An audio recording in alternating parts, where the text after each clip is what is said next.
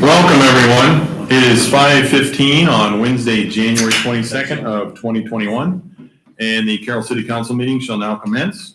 Will everyone please rise for the Pledge of Allegiance?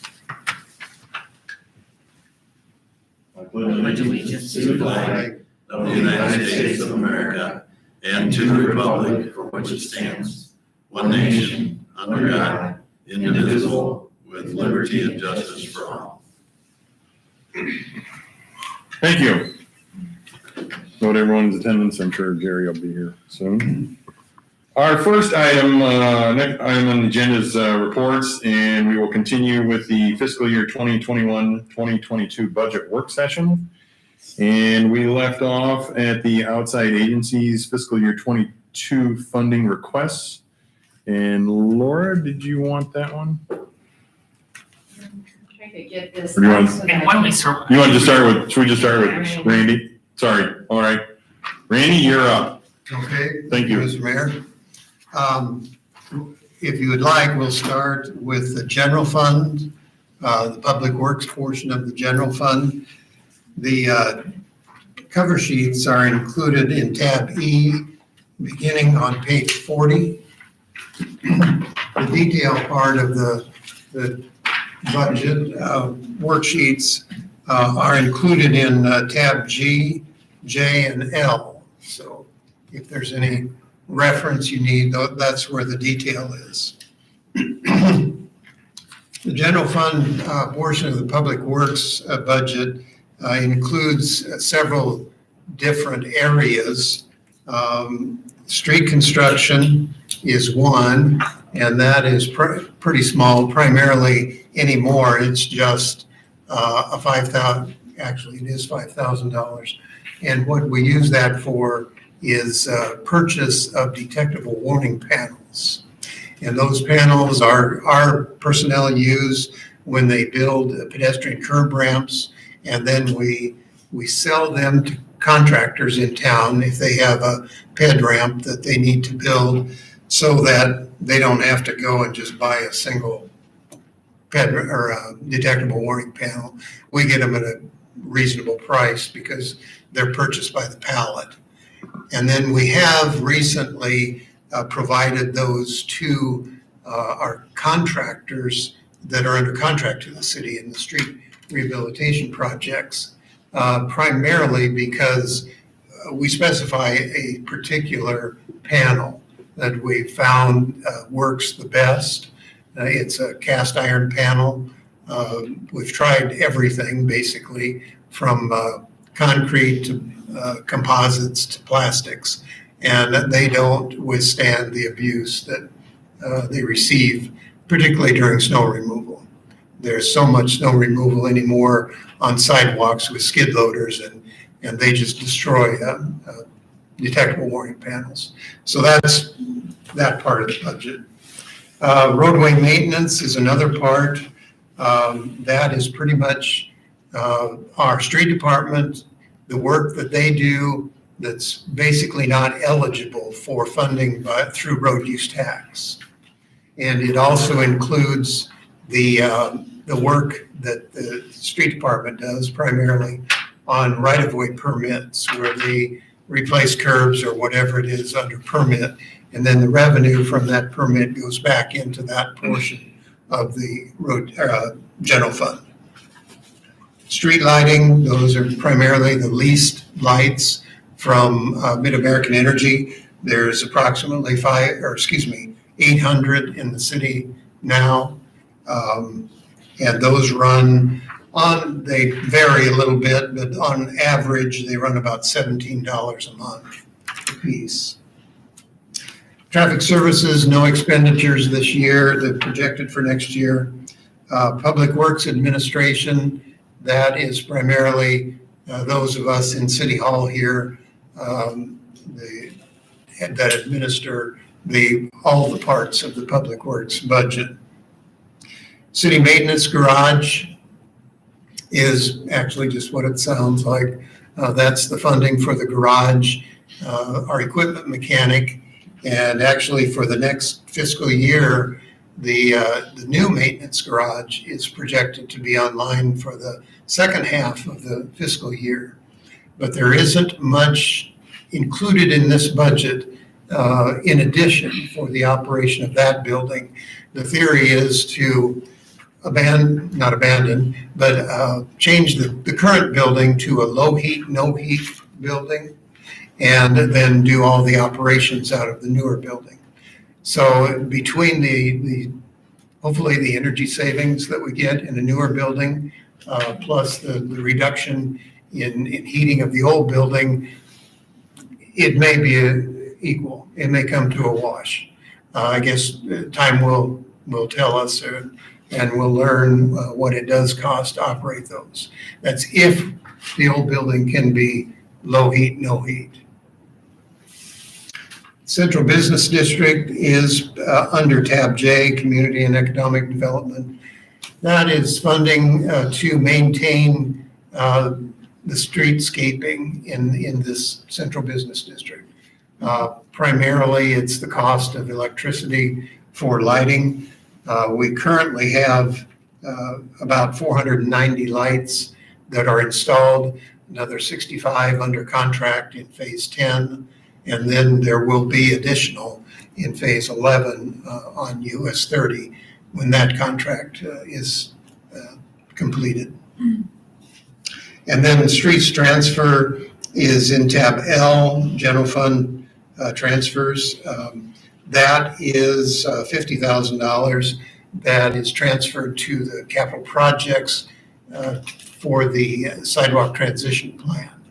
So the longer term goal is to build more pedestrian curb ramps, and that $50,000 annual funding is part of that. As far as the numbers themselves, personnel services, we have in the general fund, the Public Works has about 1.9 full-time equivalent personnel. That includes that equipment mechanic, and then 30% of the salary of 3 of us here in City Hall. Our salaries are distributed among all of the Public Works funds. Yeah, Randy, well, while you're right there, just a comment. Our mechanic, Mr. Hoffman, Yes, does a phenomenal job. Just getting to be around him and they did. watch some of his different regiments and stuff. Just Mhm. we talked about Good. the department heads.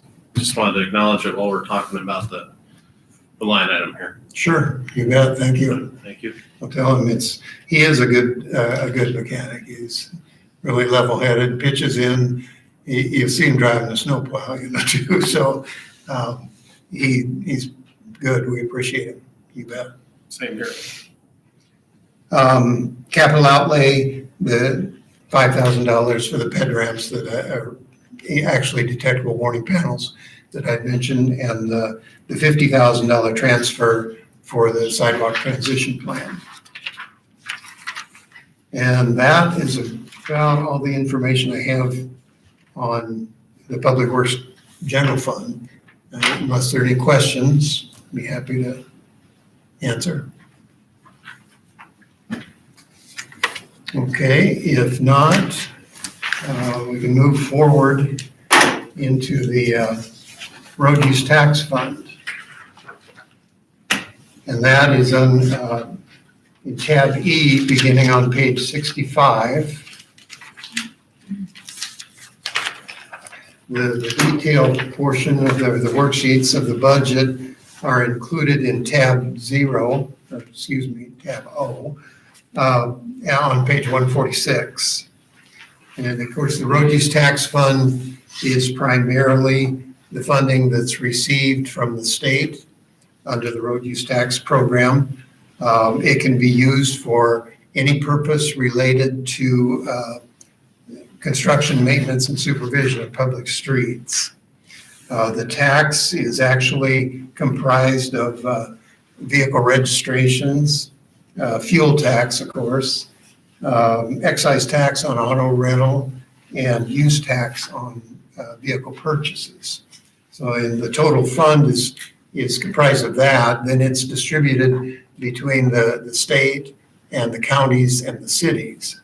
and the state receives 47.5% of the total.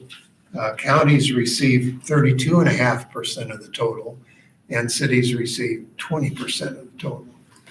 So that's kind of on a state level how the money's distributed.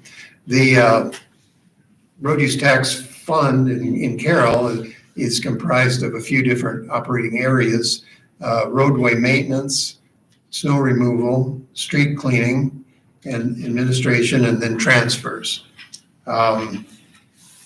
The total road use tax revenue from the road use tax itself in the current budget is anticipated, or was anticipated, at $127 per capita.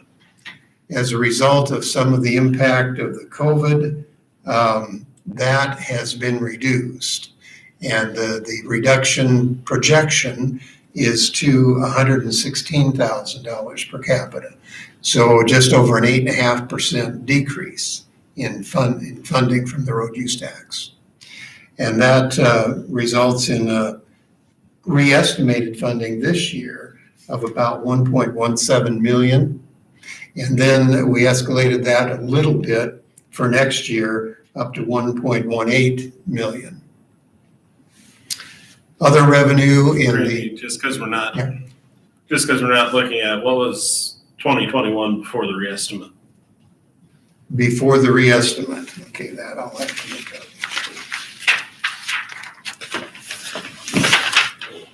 It was $1,283,081. Thank you. Or that would have been about 8.5% more than the reestimate. Thank you. Other significant funding in the revenue stream is through the employee benefit fund. That fund is used to support the employee benefits in the road use tax fund. And that's done primarily to stretch the dollars in the road use tax fund for use on the roads. Expenditures, personnel, we have 7.9 full-time equivalent.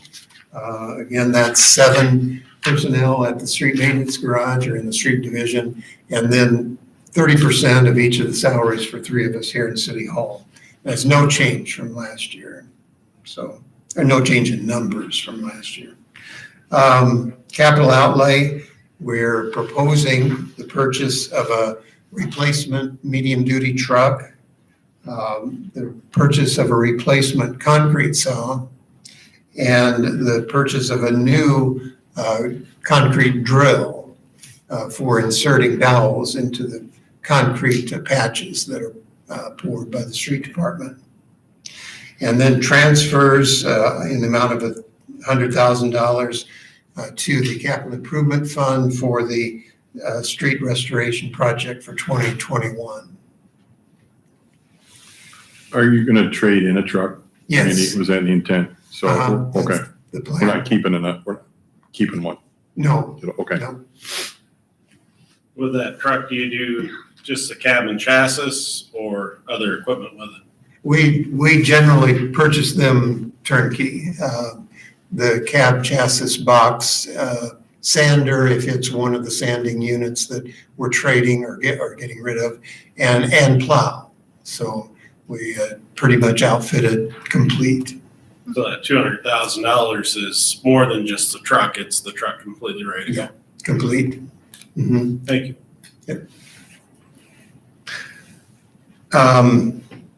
And all after the end of next fiscal year, we're anticipating a fund balance in the road use tax fund of about $1.84 million.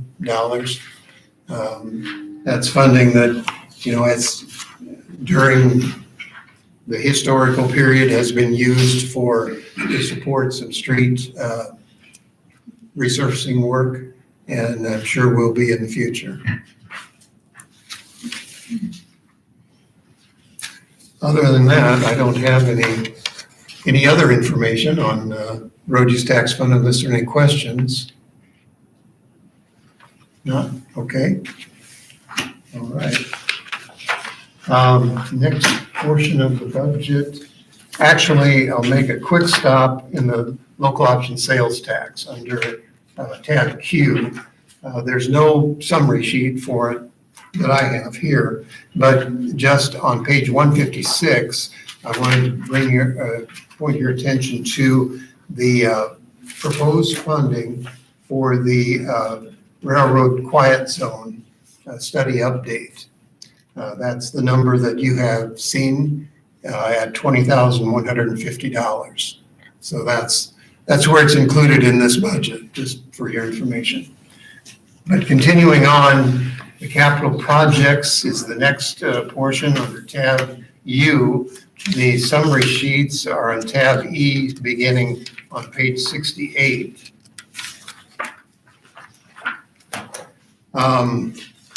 This portion, the capital projects, public works portion, is comprised of three areas: streets, corridor of commerce, and the street maintenance facility. And the initiatives or the objectives for next fiscal year will include the street restoration project for next year, 2021. The downtown streetscape phase 10, which is under contract now. Street maintenance facility project, which is also under contract now. And the beginning the design work for the Adams Street reconstruction proposed project. The revenues for the streets portion of the capital projects, actually the detail part of the streets begins on page 196 under tab U. Revenues include funding from the general fund, road use tax, stormwater utility, and local option sales tax in the total amount of $875,000. Expenditures equal that, and that includes a projected expenditure for the sidewalk transition plan, sidewalk ped ramp construction, the street rehabilitation project, or restoration actually, project, and then of course the Adams Street design work, or the beginning of the design work actually. Andy, excuse me, do you have any idea of what streets you may tackle in 2025 and 2028 with the full bill under consideration for where you go? Yes, we have kind of a list of streets that are currently kind of planned for that type of rehabilitation. Certainly by 2025, that's a few more years, that list will probably change. That we get every year look at those streets, and there's always some change in what we had thought we may do, and that's the primary reason why the streets are not listed individually in the 5-year program, because it's kind of a two-edged sword. Certainly to list them, they could be done, but there may be something becomes a higher priority, and it should be done. On the other hand, if you list them, there's some ownership of the public to say, my street's going to get done next year, and then if another street becomes higher priority, they're disappointed in me comment on it. So we are constantly looking, constantly massaging to make sure that we think we're getting the money spent where it should be spent in that year. And if a street can last another year, well, maybe it has to be pushed back in lieu of a more higher priority issue. That makes sense. Thank you. As we anticipate ending fund balance in that street portion of the capital improvement or capital projects fund at $859,000. Once again, that's The sidewalks, the street restoration, we've spoken a little bit about that, and the Adams Street reconstruction. Actually, the street restoration professional services agreement will be proposed for your council meeting on Monday. So we want to get that under design quickly, move it forward, get it under construction this next calendar year, or excuse me, next construction season. The second portion of the capital projects fund in Public Works is the corridor of commerce. The detail in the budget begins on page 199 under that tab U. One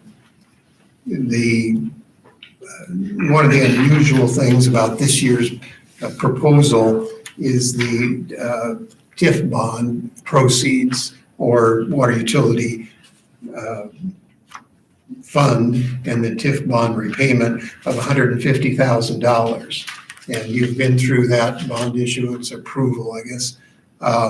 That, I don't know if there's a lot of discussion surrounding that, but that $150,000 is proposed to be used to purchase street light poles and fixtures for inventory.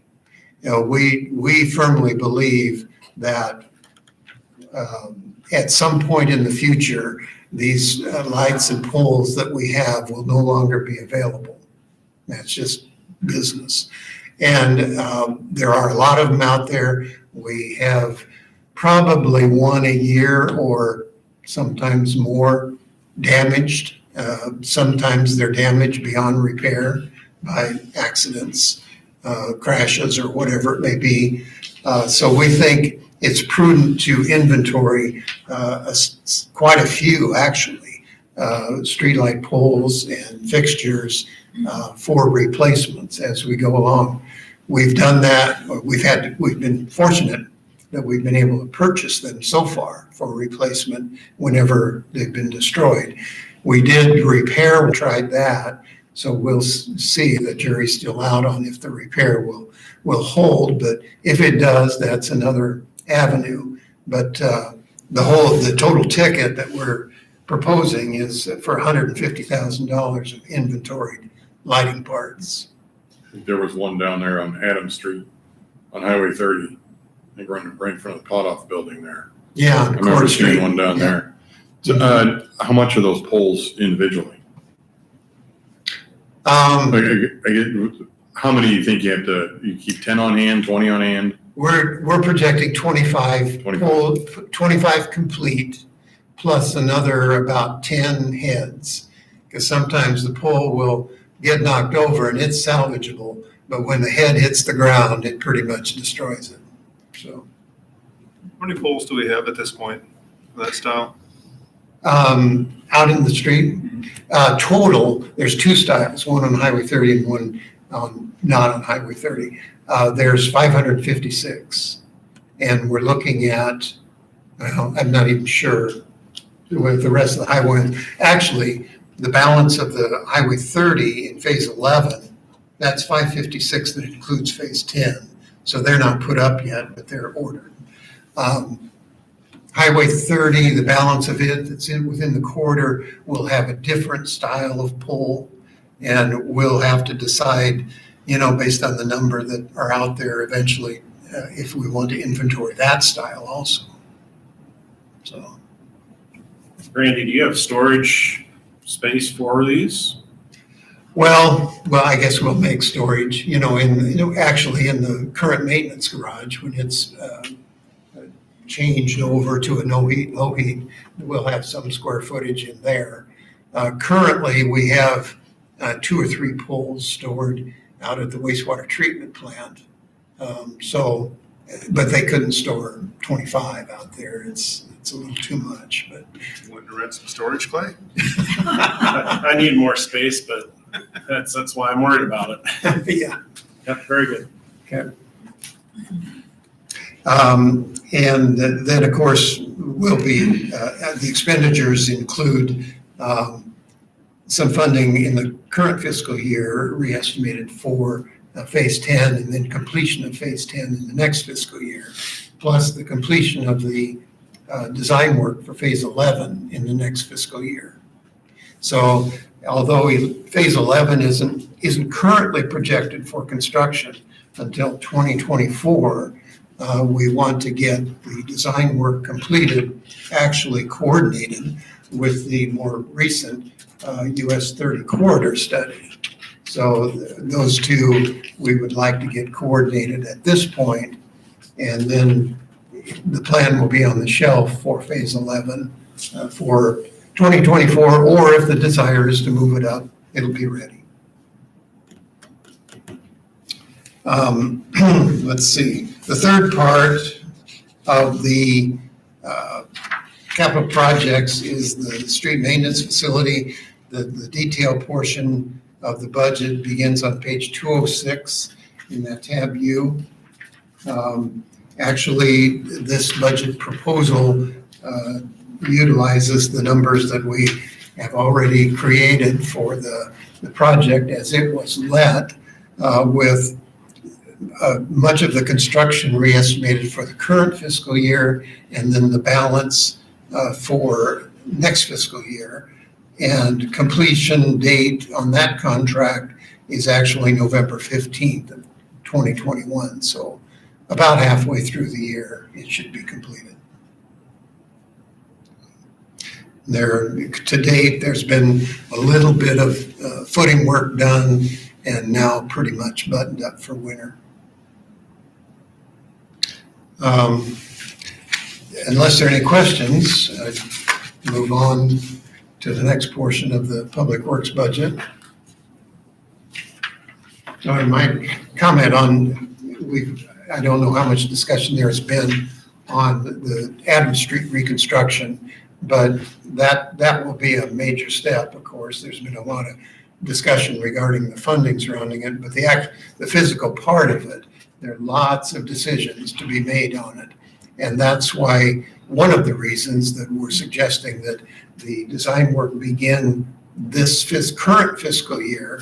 We've proposed a re-estimate to begin that design work at about $150,000. And then the balance of it next fiscal year that's in this budget at about $200,000.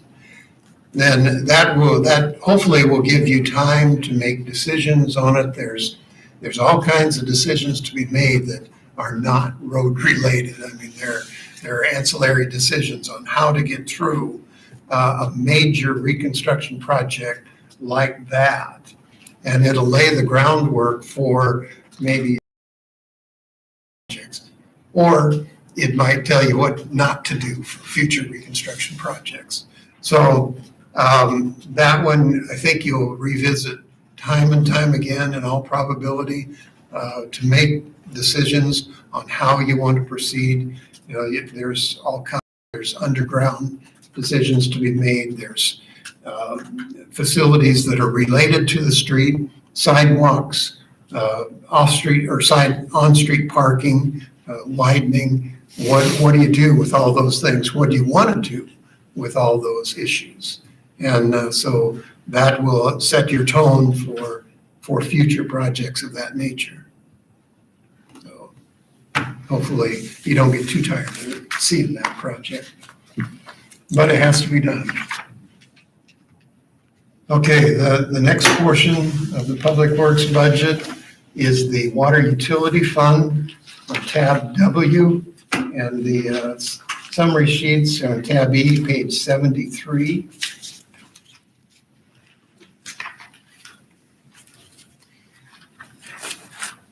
Okay, Water Utility Fund is actually comprised of four different distinct funds.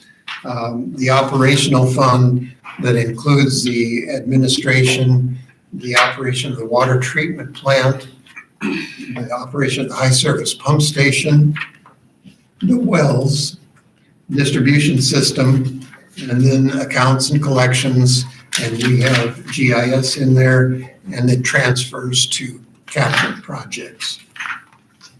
Also included as a separate fund is the depreciation fund, which sets aside $50,000 annually for major repairs or replacement.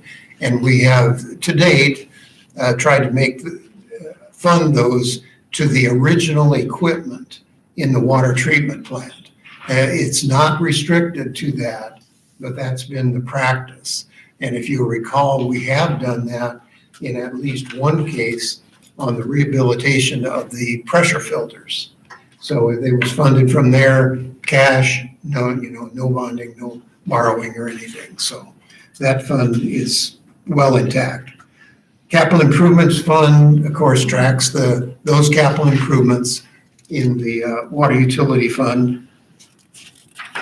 And then Meter Deposit Fund, actually that fund receives the non-owner occupied deposits for water service, and then also refunds those when the water service is terminated. So it's kind of just an in and out type fund. In the Water Utility Operations Fund, of course, the majority of the revenue is metered water sales. And actually that metered water sales is projected at $1.4 million for this next fiscal year, has been for a while. The last rate increase in that area was July 1st of 17. Other financing sources are another large part of the revenue that's reflected in the budget. That is primarily the TIF bond payment that pays the loan that financed the TIF bond.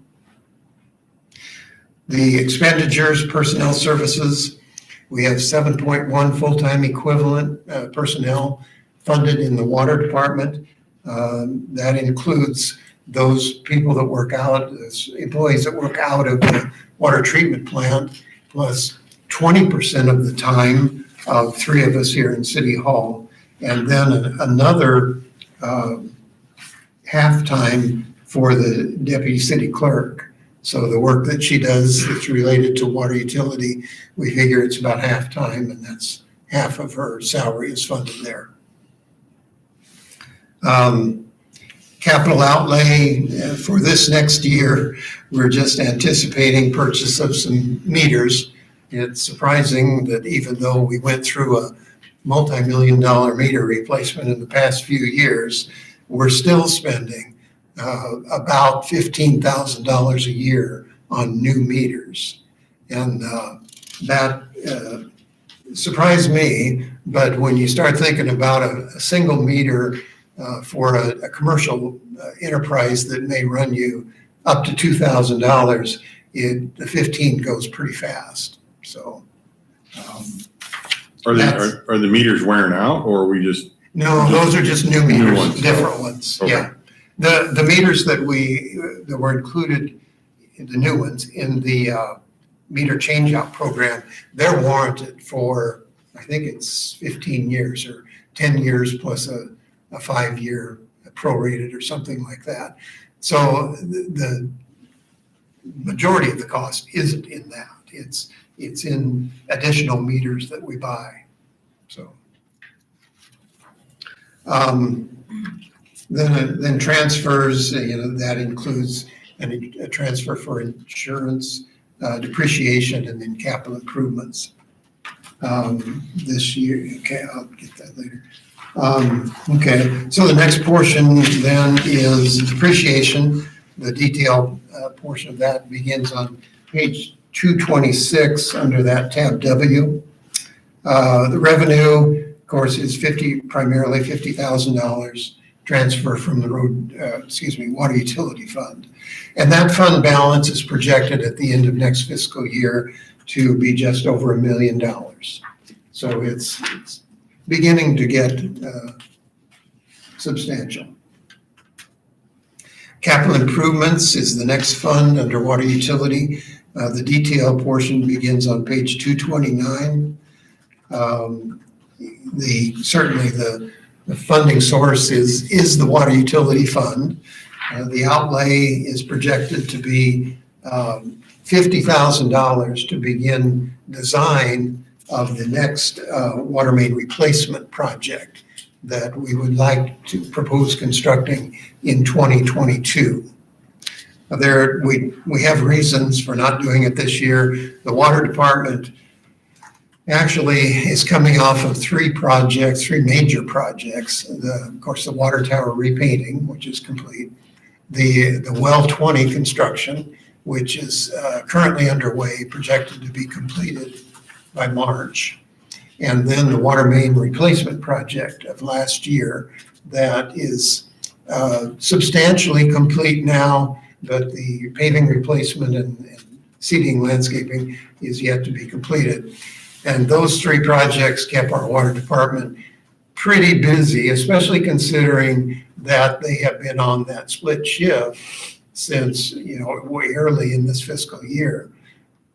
Last fiscal year, by March, they went into that split shift, so we only had 3 people a week working. So they fell behind in some of the other work that could be put on the back burner. And we discussed it at length and decided to give them a little bit of break from capital projects for this next fiscal year and catch up on some of those kind of capital maintenance items that they need to get done. So that's, it kind of shows up in the budget in 2 ways, both in the no major capital improvements included in this part of the budget, but in the operations budget, we have rebudgeted several of those capital maintenance items for next fiscal year as opposed to the current year. Randy, underneath depreciation, you said we're at $1,027,000. What kind of balance are you shooting for? I don't think I would have any balance in sight. I think that it would be prudent, as you can afford it, to just continue funding this and actually, at some point, the water plant was built in 1995, so it's getting some age on it. And for replacement of those major facilities that are in that building, the building, I think it was 3.2 million, I believe, when it was built. So with escalation, you're looking at pretty substantial cost, and not that it all needs to be funded out of depreciation, but it helps go a long way in depreciate if you can fund with cash, and then the balance with bonding or borrowing. So and then as time goes on, we know there are other mechanical facilities that will have to be replaced, like the filters. And certainly, the filters went 20 years. They actually, were pushed quite a ways. So within another probably 15 or less, that type of project will need to be done again. So there's constant expenditure that can be made out of that fund. Mike, this is probably more of a question for you, and this really isn't the right time to discuss it, but something you said made me think about it. You're talking about some of the reseeding and things like that. And it seems like over the years, I've always experienced with all of our construction, we do road construction, whatever department's doing it, that we always have problems with contractors doing the final seeding and so on and so forth. Is it something that we would ever consider of having a subcontractor or something to do just that portion? With all the different grounds people that we have in this community, I mean, it's something that, if we could somehow contract with them to come in and do the finishing work. Because, I think you've said it in the past, that's not their forte. They always contract it, we always ask them to do it, but I don't think we're ever really pleased with the job we get. Is that something we could consider down the road, or? We've had some of those discussions about how we want to handle the reseeding in particular, because I think your comment, we have frustrations with it. And certainly a general contractor that is a water main pipe installer does not have a lot of interest in planting grass seed. And so there's kind of trade-offs with that, because in one aspect, it's nice to have a clean packaged product. But we certainly could review that and have a discussion on staff level. Yeah, it just seems like we spend a lot of extra time of city staff going back and fixing it. And if it's an ongoing problem, it's something that we've realized, it's something we could think forward going on, especially like with Adams Street. There's gonna be a lot of seating work and such, and so just something to throw out there. And you're exactly right, Mike. That falls back on staff, and once we have our staff do it, everybody's just happy as a clam, it seems. They do a really nice job versus the contractors, not so nice job. And kind of in that, one of the comments I would make with that is, I think there is a balancing act of if we would decide to pull that out of the general contract, I would say we still would probably want to contract it out. I mean, our staff is busy enough with other priorities and. Yeah, I would agree wholeheartedly with that, but we have so many contractors in the area, and it's a way to keep some of that business more local too. Yeah. So.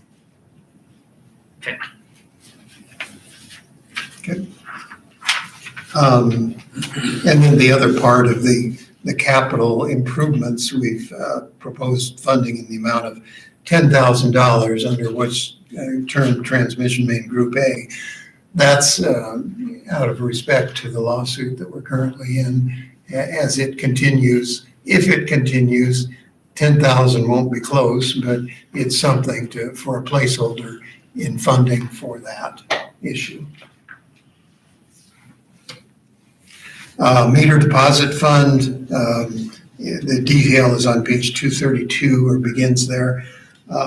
It's just pretty much funds in, funds out. They're not always equal every year, but pretty hard to determine how unequal they're going to be. Okay, unless there are any questions, that's all I had for the water utility fund.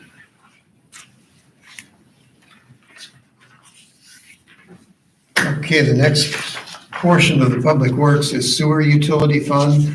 On the cover sheets begin on tab E, page 76, and the worksheets are under tab X beginning on page 233. This fund also is comprised of three separate funds: sewer utility operation, which is the administration in the operation of the wastewater treatment plant, the sanitary sewer collection system, accounts and collections again, and transfers. Also, a separate fund is the sewer utility depreciation fund and the sewer utility capital improvements fund. Beginning with the sewer utility operations, the majority of the revenue in sewer utility is from sewer rental. And it's currently projected at $2 million for the next fiscal year. Our last sewer rate increase was on July of 2016. Expenditures, there are 6.1 full-time equivalent personnel funded from the sewer utility fund. That includes those operators at the wastewater treatment plant, as well as 20% of the salaries for three of us here in City Hall, plus half of the salary of administrative assistant here in City Hall, the work that she may do in sewer utility work. Capital outlay, we're proposing $100,000 in capital outlay. That is for lagoon cleaning, which is actually an ongoing operation expense. We clean the lagoon, sludge storage lagoon, twice a year. And then the purchase of a replacement pickup for the wastewater treatment plant. The transfers are sizable, and the majority of that is the bond payment for the plant construction, and it is at currently $714,170. The rest of the transfers will include payments for insurance, depreciation, and then that $100,000 capital expenditures. And we're anticipating at the end of the next fiscal year a fund balance in the sewer utility fund of about $4.1 million.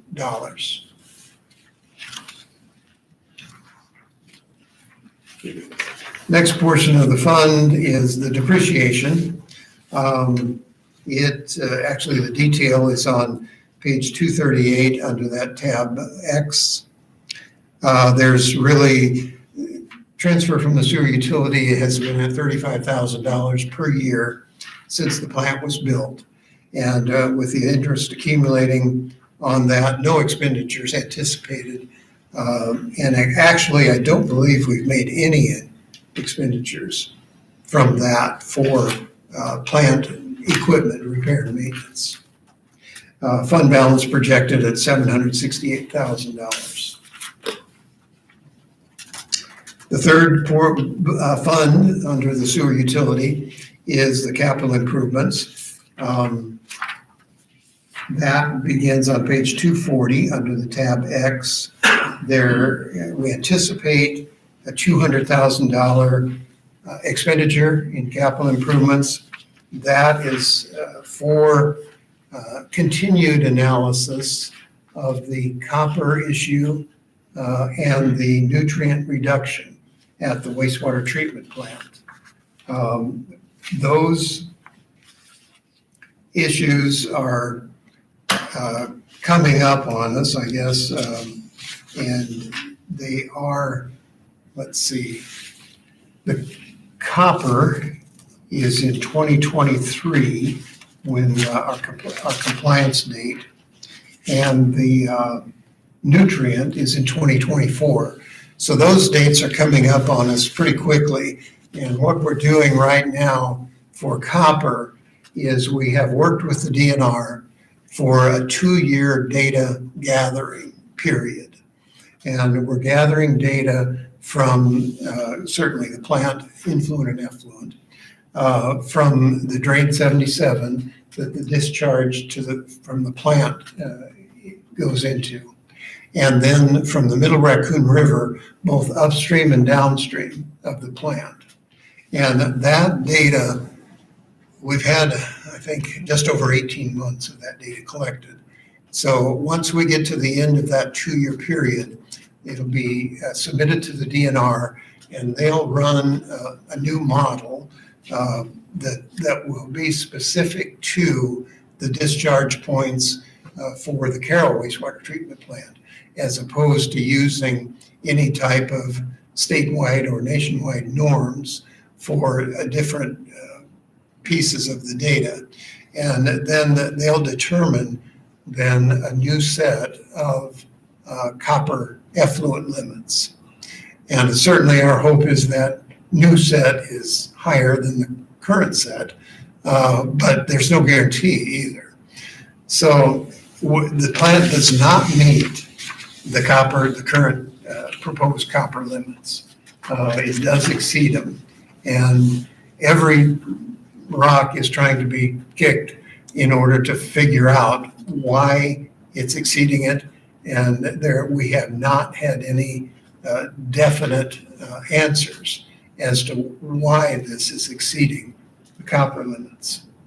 It appears that it's several things combined, not in the least that Carroll water is hard.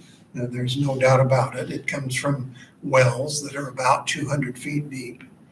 We have probably 95% home softeners in the city.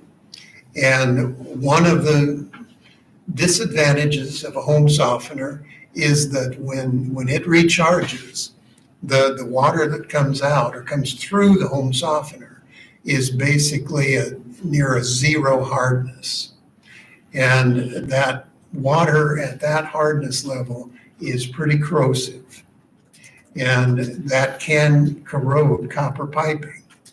And that is probably a contributing factor to the copper issue. Not the whole factor, but it probably contributes. Now, acceptable soft water is probably, to some people, around 100 parts per million. And if it were consistent at 100 parts, then we'd probably have less impact of that phenomena on our wastewater, the copper in the wastewater. But the only way to do that is to control that softening and soften it to a point that you want it softened to. And you can't do that with a home softener. So that's one of the issues. The other is there's other minerals in the water at Carroll that can actually be physically corrosive to pipe. Not only calcium, which is a corrosive, and it physically can erode the pipes. And so when it does that, it also takes the copper, puts it in the water and then in the waste stream. But what's most frustrating is our copper limit is lower for our wastewater than it is for our drinking water. That doesn't make sense, but it's what the sense is. So. That's a state mandate, Randy, or is that federally mandated? That is federally mandated, and the state is the primacy agency, so they're passing it to us. Yeah, it would all start with the EPA restrictions. Oh, and I believe that's something that you, Mike, and other delegates have talked to our senators, and We've had conversations, I know the mayor and I have had conversations both at the federal level and the state level. And it is very interesting at times because you get into these conversations, and Randy's exactly right on how that lays out federally and on the state level. But when you go talk to the federal level, they say talk to your state. When you talk to the state level, they tell you talk to the federal level. So it is a lot of finger pointing that's going on also. I do think it is something we've taken to, the federal and state level, really, I think, to kind of lay the groundwork. Because I think the position of the EPA and the DNR is right now is we really want you to complete your studies, go through the process, like Randy says, kick every rock, try to identify, I know we've been through, is there a single point out there that's contributing to this? And we haven't found that smoking gun out there. And so I think we're still in that investigation mode right now. And so I think they're taking a really hands-off approach, wanting us to kick all of the cans and really kind of turn up every rock that's out there. There's got to be a lot more cities in Iowa struggling with this problem. No? Our I thought compliance there was is two lower. others, wasn't? It's a very, very small. There's like one or two others. I hadn't heard that. There's, what we found, it is a small group. There are other cities with the same effluent limit that Carroll has. It seems to be kind of a lower floor of effluent limits that we've read, other permits that have exactly the same limits that we do. So how do you figure that? But in talking to some of them, they comply. Once their water goes through their treatment process, it complies with that limit. Their raw wastewater isn't quite as high as we are, but they're able to comply with the treatment, with just their biological treatment. So it's unusual. We just can't do it. I mean, with the amount of copper in our wastewater, we can't get to the limit that's set for the city of Carroll. And it's picking up through our system, not coming into it. Right, we tested the well water, obviously, Right. for raw water, and it increases through the system by the time it gets to the wastewater treatment plant. Mhm.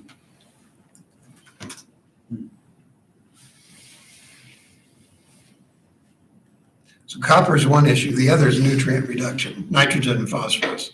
That has a 2024, I think September 2024 deadline. And what we're doing is the DNR has again put us in a study period, which I believe was also 24 months. And they want a rolling 12-month picture of what our effluent total nitrogen, total phosphorus is. So we've certainly generated that for them. And then we've tried to make some alterations to the plant processes that would help reduce that nitrogen phosphorus. And what we've learned, the plant is really flexible. And so the process has been altered to try different things. And by altering the process, it's primarily the amount of oxygen that you give to the bacteria that reduce these nitrogen and phosphorus. Some thrive with more oxygen, some are anoxic, and you try to get that balance in the treatment process. And what they've pretty much done, as they adjust the oxygen, it impacts one or the other, either nitrogen or phosphorus. And the place that it's pretty much at now is phosphorus reasonably conforms to the projected in the future limits. Nitrogen, it just blew it out of the water when they started adjusting it to try to get phosphorus. So the plant does not conform to the total nitrogen effluent limit. So that will probably, at this point, you'd have to say, in all probability, it's going to require plant construction to add process capability to reduce the total nitrogens. So that we would anticipate will be the outcome, because it's pretty consistent. I mean, it's month after month that the plant violates that future limit for total nitrogen. And it's kind of on and off for phosphorus, but mostly it complies. So that's kind of what you may be looking at as you go down the road here with the wastewater treatment plant. If we have to do construction, is there a method to be able to do copper limit out of that? Well, no, they're two different they're two different It'd be two different processes, processes okay. to take care of that. Copper, of course, nitrogen and phosphorus are biological processes for reduction. So you expand the plant that you have. It's a biological treatment plant. Copper, being a metal, it's not a biological process at this point. There's none available. It's more either a filtration or a precipitation. And in both cases, you still have copper. It's not in your waste effluent stream, but you're handling it someplace else. Either in your sludge, if you precipitate it, then you get into sludge limits for application. Or if you filter it, then you have all this filtrate that you have to handle in some manner, and it's unknown if it gets to the point of, being hazardous and has to be handled in that manner or not. But filtering, certainly currently filtering, doesn't just take out the copper, it takes out everything. And it would be nice if you could selectively filter copper, but it can't be done right now.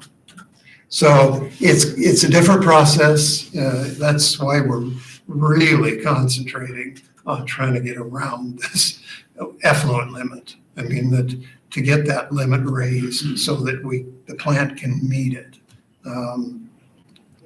That process will be expensive, not only construction but also operation. A few years ago, didn't we have one of our wells that had way more nitrogen than the others, and we couldn't figure out why? Yes, we do. And is that well is still like that? Yeah. Okay. I Yeah. know which one it is, so. Yeah, it is unusual because We have no explanation. we're 200 feet deep. I mean, how do you get nitrogen at 200 feet? Who knows? But or nitrates at 200 feet. It's not too high that it can't be used, but it's surprisingly because our other wells don't have any, you know. And they're close enough, but you kind of have to wonder why. Yeah. Yeah. So we keep, and certainly we comply with drinking water nitrates. They're just, we're not even close to the limit, but that's true. It's, those things are unusual. That's still that kick in the teeth of, we can feed the people of Carroll more copper by many magnitudes than we can discharge from our wastewater treatment plant, right? Mhm. Yeah, it goes, the explanation we're given, it goes to the, one of the growth stages of some of the aquatic life in the Middle Raccoon River. Copper's natural antimicrobial, like silver, aluminum, brass, they all are. So when it goes out into the system, it kills the bacteria. That's what they're concerned about. Still kind of stinks. Yeah. You know, the copper in your house, you know, that's naturally gets rid of E. coli. So there's some benefit to it, but not apparently out in the stream. Well, and I would like to believe that as we move throughout the years and our home systems get updated, and is it PEX that they use now, the plastic stuff? Yep. Replaces some copper. Hopefully that'll keep helping, but not in a couple of years it won't. Yeah, probably take time. Then there'll probably be chlorinated phenols from from the plastic, yeah. Right? New problem. Yeah, who knows, you know, some people thought asbestos cement pipe was the answer to everything, so. So we get to like a $4,091,000 balance in the fund at the end of 2020 projected. I assume that's what we're kind of banking up to deal with construction of a new plant, right? Yes, the theory on that was, and actually the historical practice, through the years, we had increased the sewer rates incrementally to try to fund, actually, the target wasn't to fund complete reconstruction. The target was to fund a bond payment for complete reconstruction. Well, as we've been able to move these deadlines down the road, the money that's been generated through that incremental rate increase has accumulated. So it puts you every year in a little bit better position for funding what comes and still hopefully be able to handle whatever bond is or borrowing is needed at that time. So, Looks like it's working in the right direction. the finance part of it seems to be, and hopefully we're on the right track on the analysis part. Time will tell. I'm sorry, Rick, do you have a rough estimate about how much that construction would cost? We have, for the nitrogen portion of it, nitrogen phosphorus, to construct and not necessarily increase total plant capacity. We're kind of thinking about 5 million. Okay. Something like that. The copper. That's probably an unknown yet. But you probably, well, I guess until you figure out what the copper is, I'd hate to spend $5 million out of that fund to construct the new building if it could end up being 10 million total by the time you get rid of the copper. Mhm. You'd have that money, 5 million, to do at least some bond payments initially. Okay. Sounds like we need to get the DNR and the EPA in one room and lock the door. And it may be unfortunately one of those situations that we may not have a choice even at that, because all of this is coming out of the Clean Water Act. And so they're enforcing regulations that are from Congress. And that's why we've taken it to our congressional delegation. And there's other X factors that are involved. I think the first year we really pushed it, and I think even the second year, a lot of concern with Flint and some of the issues that they're dealing with. And so they really don't want to interject because I think there's a lot of concern. But as you talk with them and remind them what we're talking about here, and Randy hit it, but it's the number I always throw out. We can drink 28 times the amount of copper than what we're allowed to discharge at the water treatment plant. And so it's a pretty disparity difference there. So it's not a clean water, it's not a drinking water issue. It's really a clean water stream issue that, again, we're very unique. We're not, while there's other that have our permit limit, we're the one that's kind of left with the issue. I don't think it'd be such a big issue, but it's like, we're the only one in the state that they're kind of picking on. Well, if it truly is Congress, then we've been the right path, but We're just gonna have to keep beating it. yeah, like you said, though, it's if you've got the EPA and the DNR fighting back and forth saying, talk to them, then And I think right now, as long as the DNR allows us to keep studying it and trying to figure out other solutions, we know it's a date that's, coming to us. One of my first council meetings was when we approved our current MPDS operating permit at the wastewater treatment plant. And we knew these dates were out there, and unfortunately they're still out there. And we just have to keep working and working with B&K and our other experts on how to try to do it. And I think we're looking everywhere. I remember listening to you, Randy, and Carroll discuss how we were just glad every year that we didn't get this new permit issued, and how we got closer. And it's coming quick. Mhm. Yeah, and actually, since that permit was issued, we've been able to negotiate extensions on both of those. So the permit actually included 2021 for compliance. And we pushed them out because these studies are 2 years data collection. And the DNR did consent to those permit amendments. So we kicked that can down the road, as far as we can, but it's coming up on us now. Randy, how long have these standards been in play? I mean, do they change them very often, or, as maybe science evolves or whatever, but how long? They do change them. I think the EPA is under requirement to reevaluate so many constituents every year. And it comes and goes on the type of constituents, These copper limits, they've been talking about those for quite some time as far as applying them to us. Our former permit had 2 to 3 times the limit that the current permit has in it.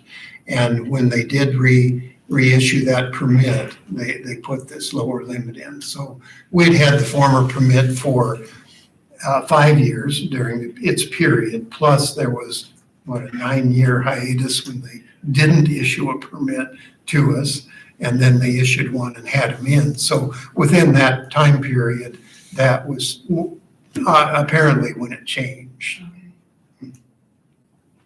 So about the 5-year permit ended up, of course, of about 14 years. It was something like that, yeah. They just didn't reissue, so, and we were fine, Yeah. Okay, any other questions on the sewer utility portion of the budget? Okay. I would just interject one quick thing too, is obviously in the context of this and other things, B&K has been working on a rate study, and that will be presented here within the next few months for council to look at and get feedback from. So do look for that, because obviously as we look at construction and get preparing for that, there will be a necessity to look at rates, and then additionally with just some of our maintenance we need to keep up.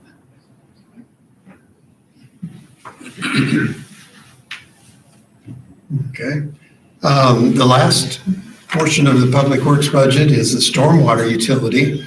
And the summary sheets begin on tab E, page 79. The detail sheets are in tab Y on page 243. This stormwater utility is also comprised of two funds, the operational fund and then the capital improvements fund. Revenue is primarily generated from the stormwater utility fee, and it's projected to be $250,000. Actually, it's been that for quite some time. In fact, I don't believe we've had a rate increase since inception of the utility. And I think that was about 2004. So it's been able to fund some projects, and we'll fund some more in the future. If the desire is to accelerate the projects, then more funding is probably needed. But for this current fiscal year, the proposed fiscal year, we're proposing a transfer of $100,000 to the Capital Improvement Street Fund. We do that customarily to kind of take care of any storm sewer issues that are related to a street reconstruction, rehabilitation, or restoration project. This stormwater utility as well as the wastewater utility could both see increases in expenditures as we do more full depth road replacement.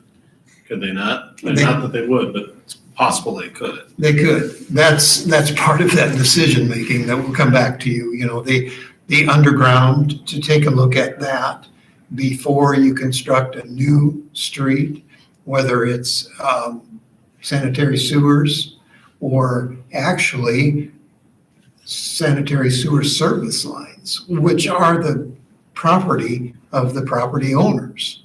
And they're under that new street also.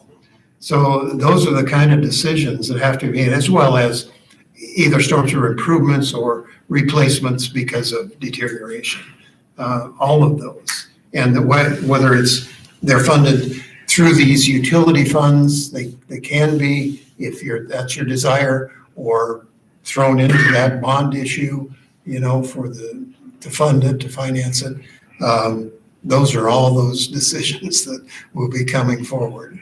Well, and this one catches my interest too in stormwater, because I know we've had several different folks approach us about concerns with the current stormwater system being overloaded in certain parts of the town. I'm really surprised to hear that we haven't increased that one since 2004. That's interesting, to say the least. But I just don't see the capacity to do much for stormwater improvements across the years. It seems pretty lean. Do you usually have to do that, or is it just capacity as, say, like the town grows, more concrete gets poured for businesses and such, that we see the system getting taxed, or I shouldn't use the term taxed in a public meeting, should I? Getting used harder, I guess. Sure, that happens. We've got some good instances of that, where an existing system has been added on to as a result of new development. And then that existing system was not designed for that. That's one of the cases, and we have a clear case in town of that. Also, there was established several years ago what was decided to be a minimum acceptable level of service for stormwater drainage. And that level of service that was established was a 2-year design storm. Now that's actually, on a statewide basis, that's pretty low, but it was decided that way as a result of analyzing a large watershed in town to see where that watershed, what level of service was currently being provided by it. And there were a lot of improvements needed just to get it up to a 2-year design level. So that study has been guiding some storm sewer work in town. Actually, it guides all of our storm sewer work in that watershed. If we have a street rehabilitation project that we're doing, and there's a part of that storm sewer system that should be up upgraded in size. We've done that consistently in these rehabilitation projects. And this 100,000 kind of funds it, and sometimes it's more than we need, sometimes not. Also, here several years ago, there was one sub-watershed in that large watershed that was taken, and all improvements were made to bring it up to that 2-year design storm. And that was bonded. There was some funding from this fund, and the balance was bonded, and I think it was GO bond, I believe. I don't think this fund paid the bond. So, but anyway, that was a storm sewer project, and actually it reached from Drain 77 at Bass Street Crossing all the way back to St. Lawrence School. So not every piece of pipe was replaced, but everything that was undersized was in that entire watershed. And it was precipitated by a localized flooding problem at Adams and 14th. And that was corrected. So that watershed is now served by a 2-year design storm sewer. And we haven't had that localized flooding problem since then. Now, it can happen, certainly, if we get a rainfall that exceeds the 2-year storm rainfall. And it will, but so far, it's worked very well. But it was expensive, they are. And you're right, this $250,000 a year, it doesn't go a long ways when you start digging storm sewer pipe. When you're looking at, $200 a foot or more for that. So increasing it is certainly an option. If the desire is to replace storm sewers, historically, there hasn't been an awful outcry to replace storm sewers. There's some few localized locations. Some are worthy and should be done. Some are maybe a little bit of nuisance, but maybe not worth $1.2 million expenditure. So those are decisions you have to make to prioritize. Well, and yeah, I'm glad we're going forward with at least this 2-year minimum and getting things up better and improving it. Mm-hmm. That to me would be the key to keep it moving forward and getting better. Mm-hmm. Can't fix everything all at once, but at least we can keep it from being a problem in the future. Yeah, the ones that we touch, we believe we should repair and or upgrade, and then at some point in time, maybe the intervening ones will become projects to upgrade, to then tie it into a complete watershed upgrade eventually. Thank you. We anticipate at the end of next fiscal year a fund balance in this stormwater utility of 1.16 million. So it grows slowly. No capital outlay anticipated other than that $100,000 transfer to support the street project. Are there any questions on that? Any other questions on stormwater utility? If not, that's about the end of the public works that I have. Y'all are never gonna let me ask water questions again, are you? No, I did the stormwater thing, there's that on the south end of town there. I think it needs to get addressed sometime here too. So it is kind of an annoyance for those individuals when nobody else in town has that problem.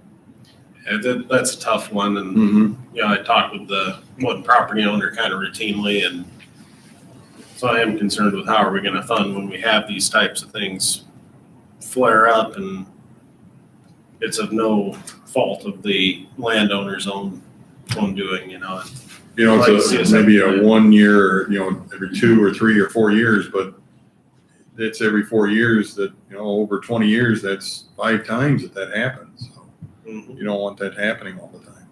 Well, and the one that people have contacted me consistently, it's impacting Rolling Hills Park. So it's not only their backyards, but also the usage of the park, and now we have the, you know, it has great upgrades, and I think that's something that needs to be thought about. Most It's definitely. impacting the city also.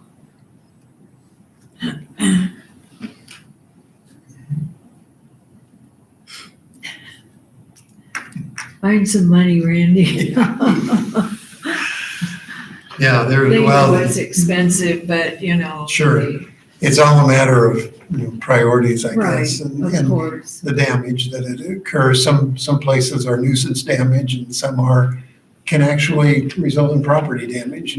Low point flooding is probably the key to distinguishing between priorities of projects. If you can't get it out of the low point, it's going to damage somebody sometime. If it's on a hill and it's just kind of a nuisance because there's water running on the street or across a lawn or something like that, it wouldn't seem to be as high a priority. But when you trap it in a low point and it can't get away, then it starts to impact the residents, the adjacent Well, and residents. there's a daycare there and the kids and, Safety just issues. multiple issues because of the one street, yeah. Mhm. I remember many years ago now, watching in another city, a great flood come through, and my friend's house had so much water running in the street that the residents were tubing down the street. And it wasn't but a couple years later that was torn out and there was new sewer put in there, yeah. Mhm. That's a bad visual. It's a terrible visual, it's scary. There's all sorts of junk floating down that thing, and it was fast. Mhm. I bet. New water park. Yeah, There we go. Don't need lifeguards for that. it's a heck of lifeguard staff. Any other questions? Anything? Take a 20-minute break. Yep. Jack was back there waving, so. Okay.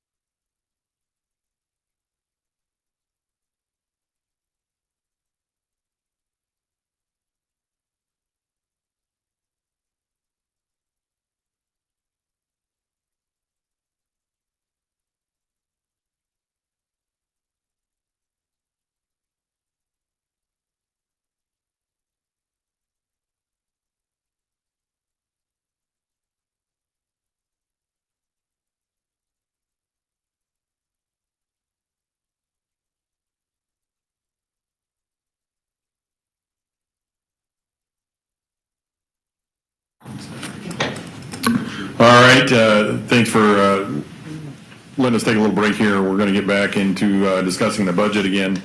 And up next is Chief Greg. And when you're ready, sir, please. All right, we'll get started here. The cover summary sheet is in tab E, page 37, and the detailed budget is under tab F, page 83. We'll just get started here in the revenue portion. Right now, the city of Carroll contracts with 5 surrounding townships. It's Neast, Grant, Pleasant Valley, Roselle, Maple River. Maple River is our biggest township that we do, but we use an Iowa State formula that's based on the total taxable valuation, the population of the township, and the number of fire calls there. So we generate about 21,000 a year from that. I don't know if there's any questions about the revenue side. So that's where that money comes from. And under the expenses, and again, we operate pretty efficiently. 40% of my city salary is attributed to the fire department and 60% to the building. And the rest is with benefits and things. And then the rest is the stipends for the volunteers that come down. So they do a good job with that. Hey, Greg. Yeah. So we just contract with 3 of the townships in the county? Parts of townships, we have 5. Oh, okay. Yeah.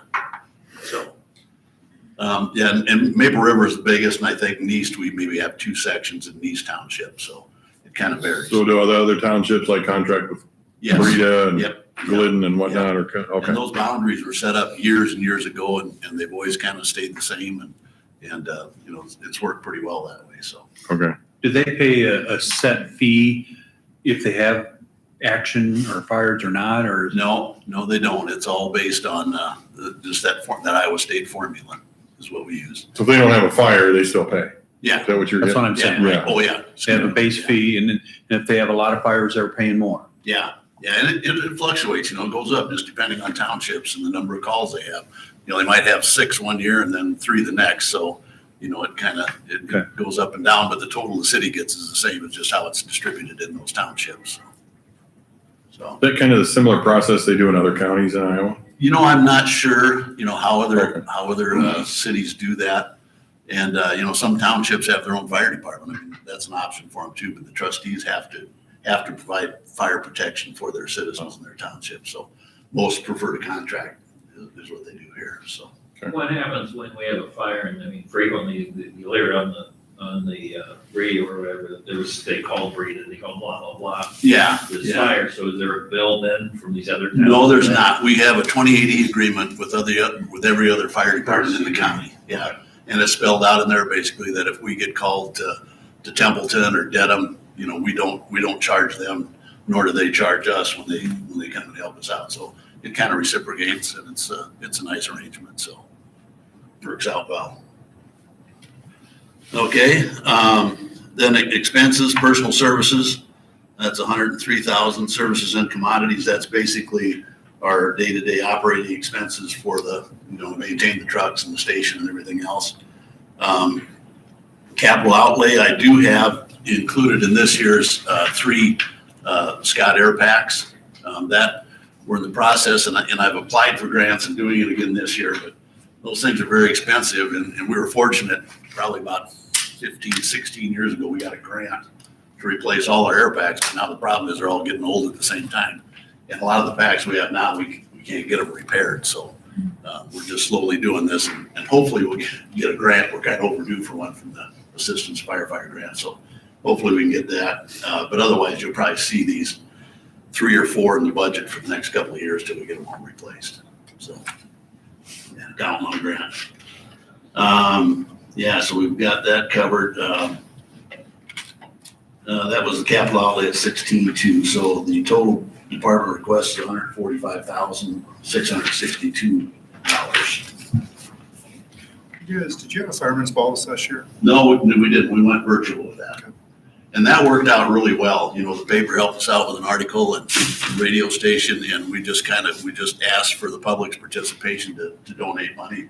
And we were kind of earmarking the money for battery powered jaws, extrication equipment, and we were very successful. I was surprised. I was shocked, as a matter of fact, how close we came to meeting what we normally do going out door to door. So, but Pella really helped us out. We're going to have the Pella Foundation donated $4,500 for these jaws, and they're about a $20,000 piece of equipment. But with that donation, I think we're going to be able to spring that. So again, that just talks about the generosity of the people in this community.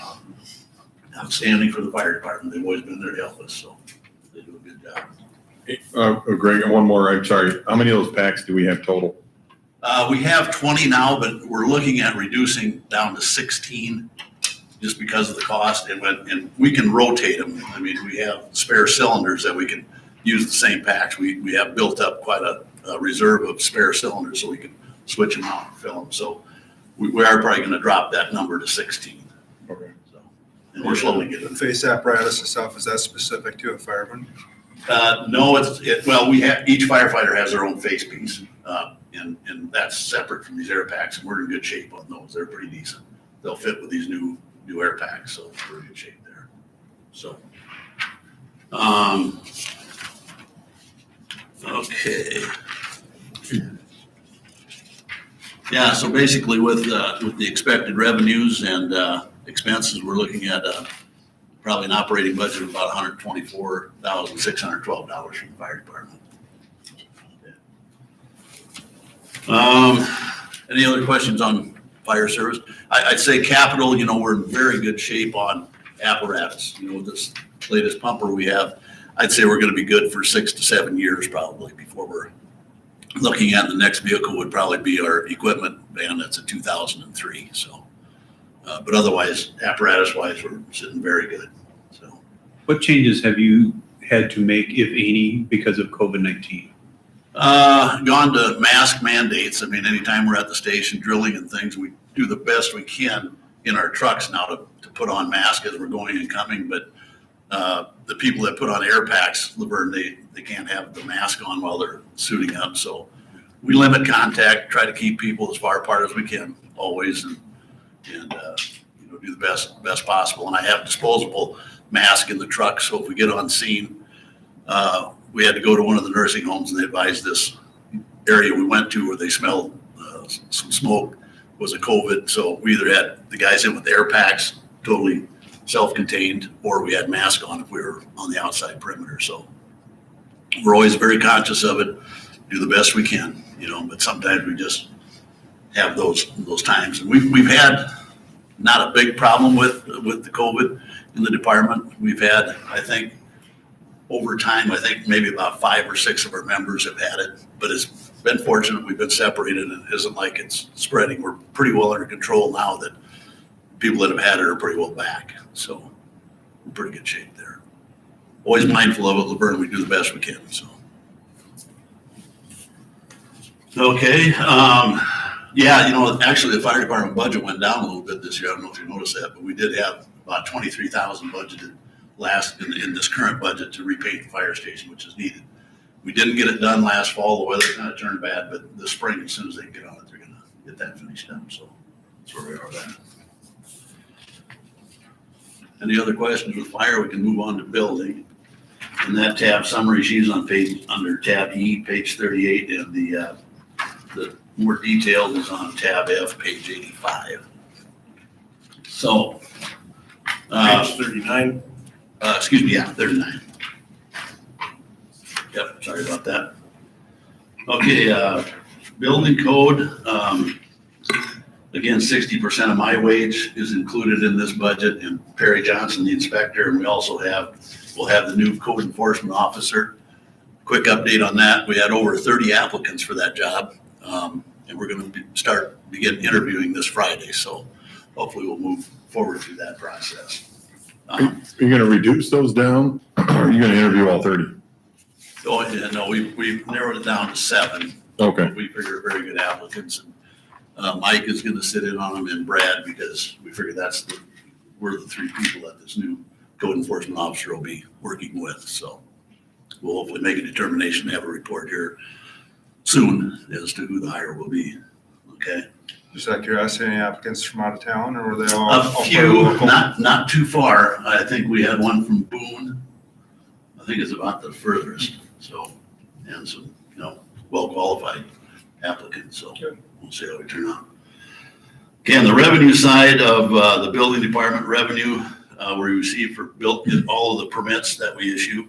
That's building, electrical, mechanical, plumbing, right-of-way, sign fees. And we're also anticipating rental license fees. You'll see a little difference there in the re-estimate and the requested. As Mike and I talked about, this first year we'll be starting to get those applications out and start receiving revenue in this current budget. And then that's like a 2-year license. So the year after this, we won't see as much income from those permits. So that's why that's a little higher in the re-estimates to the projected. Okay, so total revenues, we're expecting about 57.7. Expenses, personal services, that again is going to be wages, services and commodities. That's just kind of the general operating of the department itself. And capital outlay, we don't have anything new. We do have, I believe, about 6,000 in there for some startup costs for the new employees, some training costs and that kind of thing. So we'll be working through that. That's included in the budget. So total expenses for the building department at $242,694. And with the income expected of 57.7, leaves not expected operating budget of $184,994. So, and again, on permits coming in, our residential construction has really been down. A little bit concerning over the last 2 years. I think last year we had 2 or 3 homes, and this year is about the same. Don't know what's going to change it. What to expect.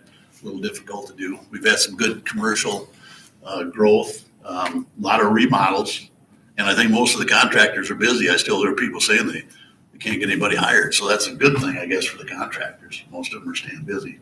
But we're just not seeing the new homes constructed that we normally would. And I've heard too that building costs are through the roof right now. That might have some hindrance on it. So very expensive materials. So anyway, we'll move forward.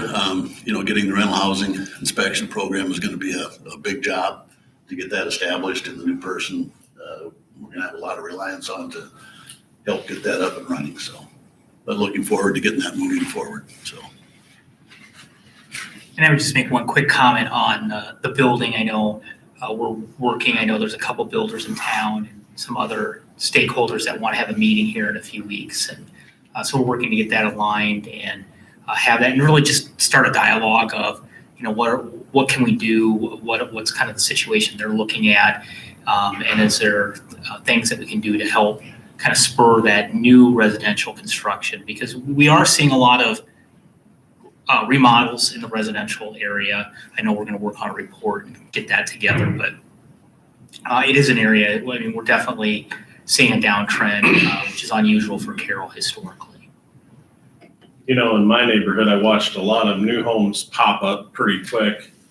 That tapered off, and now I can look out the window and see the condos being developed. So it's good to see some change and growth there, even if it hasn't been an even build schedule, I guess. Yeah. So any other questions with the building department? All pretty much straightforward here. They're just. When's the start date for the enforcement officer? Do you have a start date yet? We don't right now. Okay. I would guess 60 to 90 days out yet. Gotcha. Okay. Could be earlier, but. Thanks, Greg. You bet. The next item is the library. Welcome, Rachel. Haven't seen you for a while. Welcome back. Thank you. Thanks. So on tab E, page 43 and 44, you'll see the department summary for the library. And I just wanted to recap quickly on some statistics from this last year, from fiscal 2019 to 2020. You can see up on the screens, I included kind of a graphic. Laverne asked me a question about door count, so I thought I would include some additional statistics, but it's also included here on page 43. But so from fiscal 2019 to 2020, we did see a decrease in physical circulation with our physical collection. due to the move and COVID. But we did see an overall increase in the total circulation, especially in our online ebooks, audiobooks, magazines, and those sorts of features that we have online through our website. We saw an overall increase in that. So overall in total circulation, we saw a 9% increase in that. And then unfortunately, visits to the library, we did see a decrease there. In fiscal 2019, we had 67,728 people visit. We ended with 45,967 visits. And also during that closure, we also tried to provide some other website service, and we still continue to provide some of that to patrons that don't feel comfortable coming in yet. So we helped 860 patrons that way. We also did a lot of online virtual programs as well, so we saw good usage there. We also try to promote some of that we have Wi-Fi that extends out into our parking lot to patrons that they could use that during that time that we were closed. That was definitely a big need for people filing for like unemployment. And then we also have mobile printing service. So from your device, you could send whatever you needed to print to the library and come pick it up. So we were able to work with patrons that way as well. So do you have any questions, any more about statistics or anything? I have lots of them from the library.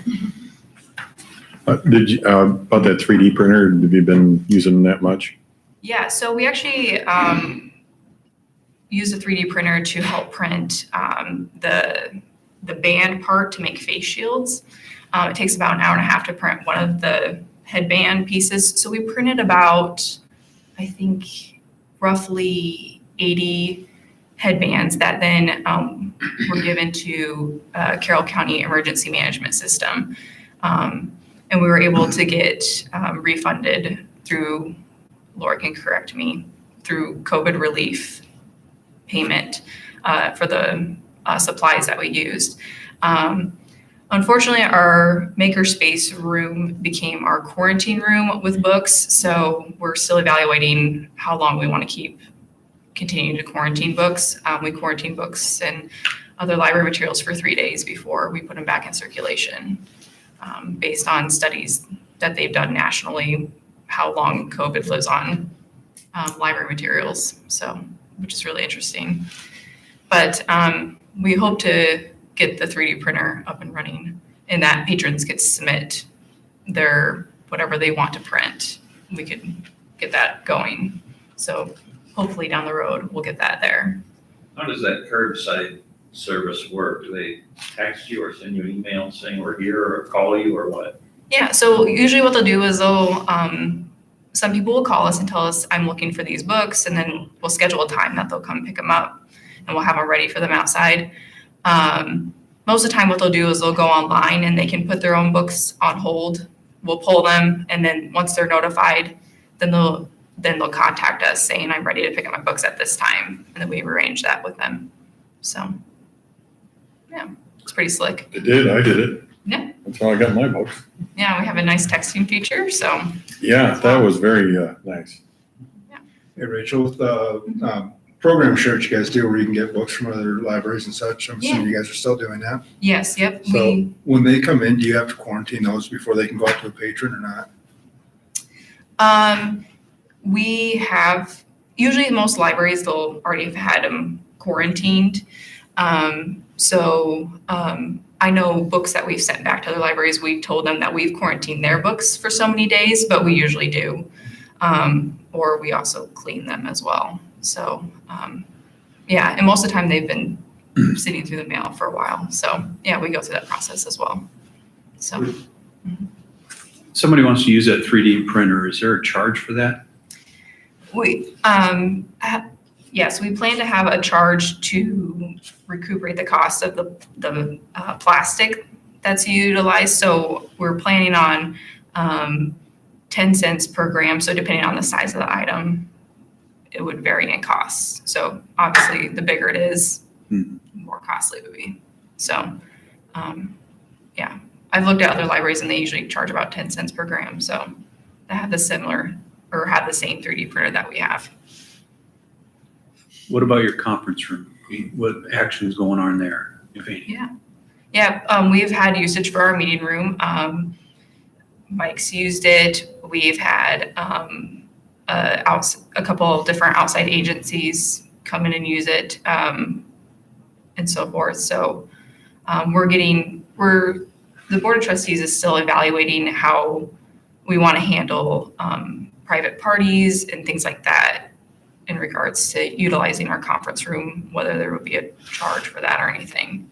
So we're digging into that more because we've gotten requests for like bridal shower, those sorts of things for our conference room. So we're looking into that more to decide how we want to go about handling those situations. But I've had some other businesses contact me that need a place to social distance. So they've used our conference room for that. So. And that's why I've used it, is just so we could social distance people. And it's a really good space. Yeah, I think we had a RDG meeting in there. We did. Yeah, that worked well. There's no other questions, I'll continue on. So our revenue, we have our same revenue sources. We have funding from the state, from the county, and from our 7 contracting townships. Our miscellaneous revenue is fines and fees, covering damaged items, those sorts of things is covered there. And then we don't project any changes in the amount of revenue we will bring in for the next fiscal year. Personnel services, there's going to be no change in the number of personnel or anything like that. Services, commodities, there was a slight decrease there, but it's just our normal day-to-day operational budget, those sorts of things. Capital outlay, the one thing that we're planning on doing is computer updates. We have quite a few different computers, so I'm trying to get them all planned out because we update them out every 5 years. And I have about 8 computers this next year that need updating, and I'm planning on 5 of those and trying to get them spread out appropriately, so I'm not buying 10 new computers every year or so forth. So that's what the capital request side would be. And then on tab I, pages 102 and 103, that's the detailed report for the library. And then on tab S, pages 175 and 176 is the library trust fund. The main expense at a library trust fund that I'm planning for next year would be, we're going to update our digital archive, newspaper archive that we have online with the Carroll Times Herald paper and stuff. That is quite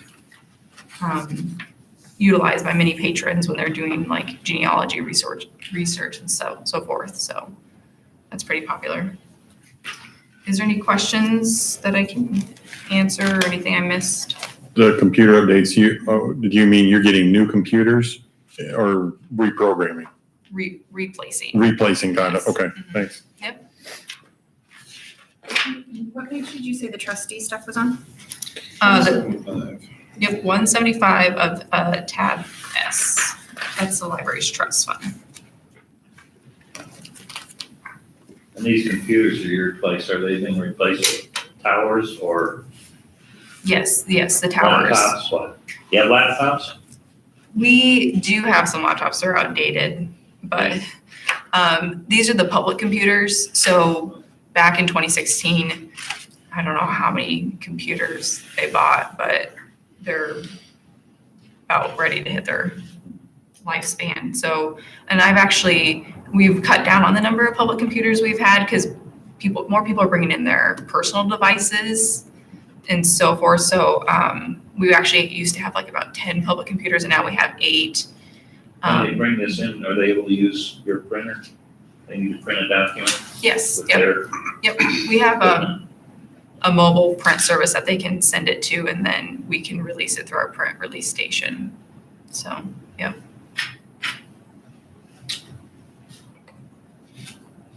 Hey, Rachel, how do you notice the train horn noise now in the new library versus the old? Do you notice a difference at all?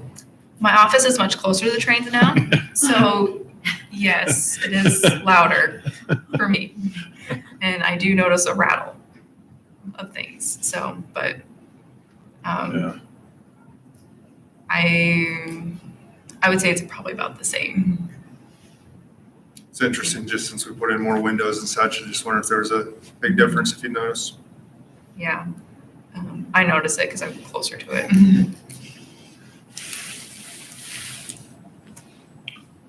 Anything else for Rachel? Thanks. So otherwise, thank you very much, Rachel, for coming in. Appreciate it. Yeah.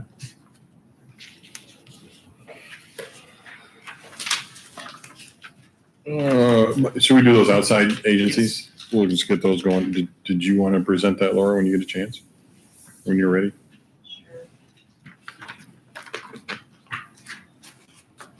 So council should have received a packet of information, in their agenda packet stuff from Monday that lists out and had a copy of the cover letter that each of the departments or each of the outside agencies had supplied to the city.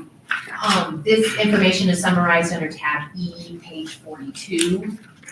And the detail of each of the different areas is under tab H. And a few other tabs as well, but tab H is the bulk of it, but we can go through all of them. So the outside agencies that the city helps fund include the Region 12 Taxi Program, Carroll Area Child Care Center and Preschool, Retired Service Volunteer Program, also known as RSVP, the Foster Grandparent Program, Carroll County Community of Concern Food Pantry, New Opportunities, and Animal Rescue of Carroll. Each of the requests that had come in was the same amount of, asking for the same amount of funding for fiscal 22 as what they had, or what they are currently receiving in fiscal 21. There was no change there. The main change from the fiscal 21 reestimate to the 22 budget, when you look just at total expenses, has to do with the grant that the city was awarded through COVID-19. The grant money is coming in on the revenue side, and then it's funneling through the food pantry and New Opportunities. These, I'll tell about the other ones in a minute, but I just want to, since these are kind of grouped together area before we move to a different area, if council has any questions on any one of these.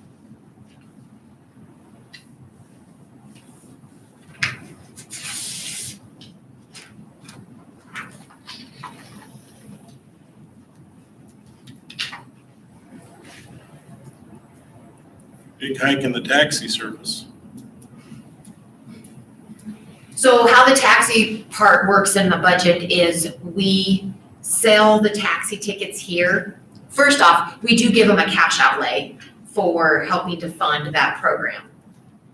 Then the other component is revenue in when we sell the taxi tickets, but we just act as a pass-through. We bring in the revenue for it. City Hall is I don't know if it's an easier place for some of the users of the system to come to get the tickets, and then the money is then passed over to Region 12. Right now, we're not seeing huge utilization or lots of taxi ticket sales. I'm guessing it's COVID. You know, the ridership is down quite a bit. That's the most common excuse I get. COVID. COVID. But the actual cash outlay that we're helping to fund the program overall is the same. $16,025, I think, is the amount that we write a check to Region 12 to help fund the program.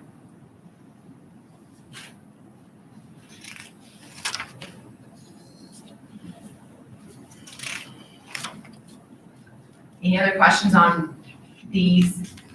The food pantry, I know they had some issues with their rent a couple of years ago. Is that pretty much resolved for them then at this point? They're in the same location as they have been for They the last didn't couple of years. Have any discussion with you about it? Okay. Say, if I remember right, their letter, basically, that's what the funding is for. They've asked Yeah. for us to cover rent or help with rent. That's what I got out of the letter, and I know it had shot up, it increased from where they were before to where they are now, but, so, okay.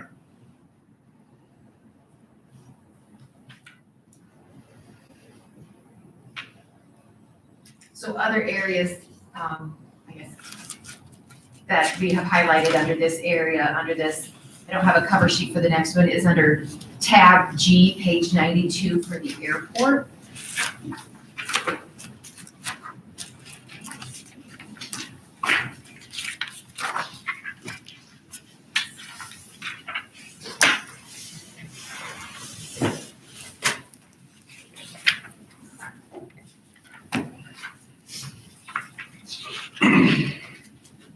far as I understand, I don't believe they're planning on any major changes to the operations of what they do. We have a gentleman who helps, or who's in charge of the day-to-day operations, Don Benson, and they still have that contract in place, and Air Methods is out there.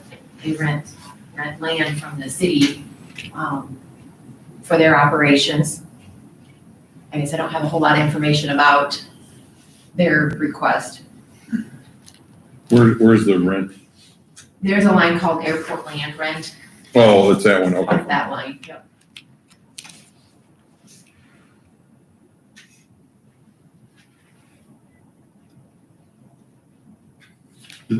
Were they expecting a grant for some runway work or taxi work not too long ago? The LED lights. Was it landing lights? So we believe the latest bit of information we got from the airport commission on where that is, I believe they're planning that to be a fiscal 23 project. Oh, So right now, we're finishing up with the rehab of the runway. okay. I believe they might still have a little bit of closeout work to do maybe on that, and then final paperwork to submit for the grant. I just submitted the other day to get a big chunk of that grant money, but it'll just take a little bit of time to finish up all the final paperwork to close that one out. Now, the airport was awarded some CARES grant money that is shown in the general fund. We just have to work through the paperwork to submit to get that. And so I'll work with the airport commission on how to do So that. that's still coming. That's still coming. We're anticipating, I'm hoping to get that done yet this fiscal 21. Okay. So that's being reflected in the revenues here. Yeah, I see it in the re-estimate there, yeah. There is a transfer out of the general fund to help fund the city match portion of the rehab grant, that project. So there is a transfer in fiscal 21 for that. It's not on this page 92, it's on a different page of the budget. Hey Laura, the miscellaneous revenues, you know much about that? 'Cause in 1819, it was $500. 1920 was 18,000. This year is 550. Next year is projected 15,000. I do not know. Okay. Now, I can tell you what the 18,000 was. That was when the airport commission worked with Air Methods to put in some improvements to get them moved out there. There was an agreement for Air Methods to pay for part of that. I can't remember off the top of my head exactly what they paid for. I think it was the lodging, the trailer that they've got out there, if I remember right. There was I know the airport commission paid for some things to be done. And if it was something to do with the sewer and the electrical, I think some of that stuff, and the agreement was Air Methods was gonna help pay for some of that as well. Okay. I just don't know exactly what everything was. So that's part of the 18,000. And so I'm not exactly sure if they're anticipating something else with the 15,000, or if that was, they just looked historically and saw, oh, we got that much that year, and then just put that number in there. That I don't know. Okay.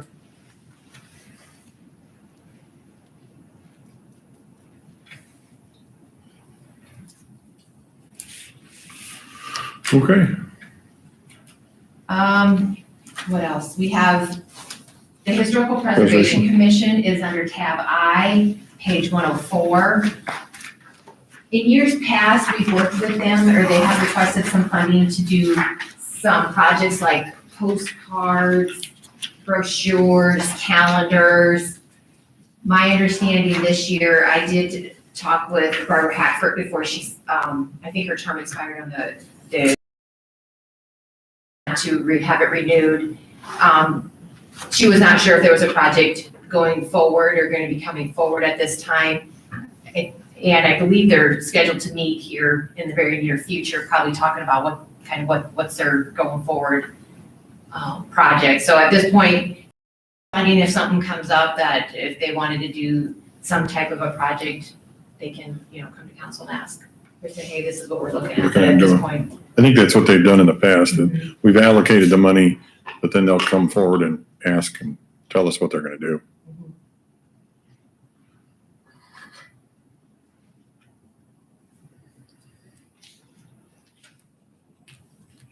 the next other area is tab J. Page 117 is the line item for helping to fund the Carroll Area Development Corporation, or CADC. This year, the proposal is for a no increase to remain at the same funding level as fiscal '21.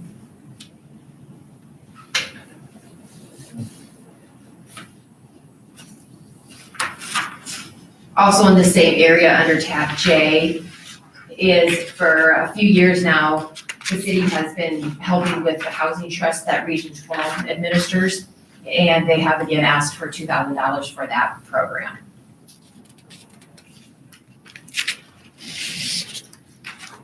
At page 118, Laura? That is page 118, yes.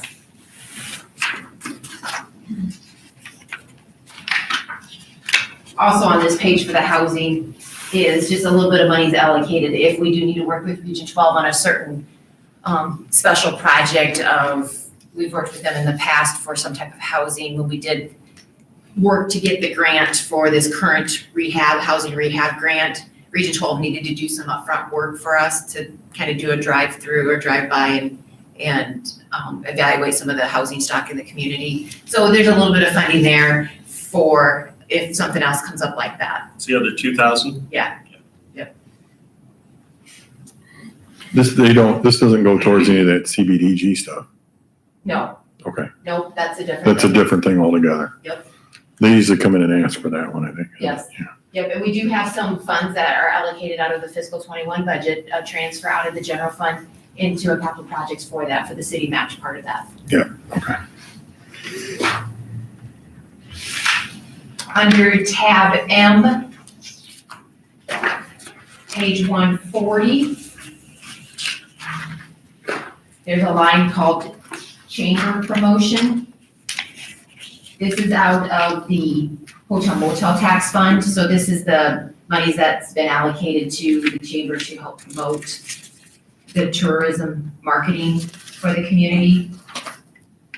They have requested for $22,000 for fiscal '22. We did have a conversation with them, and they're kind of taking a look at how they're currently marketing and how COVID has impacted the whole marketing tourism area. And they want to take a hard look at that and try to maybe strategize again how to go forward with it. So that's part of the reason why you're going to see a decrease in the fiscal '21. We had originally allocated 30,000, and they're like, well, we want to take a step back and kind of look at what we're doing.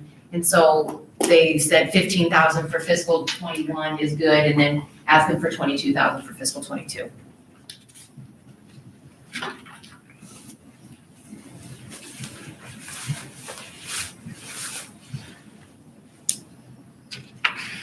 And the kind of the last little bit under this area are the airport capital projects, which we talked a little bit about. They're under tab U, starting on page 192.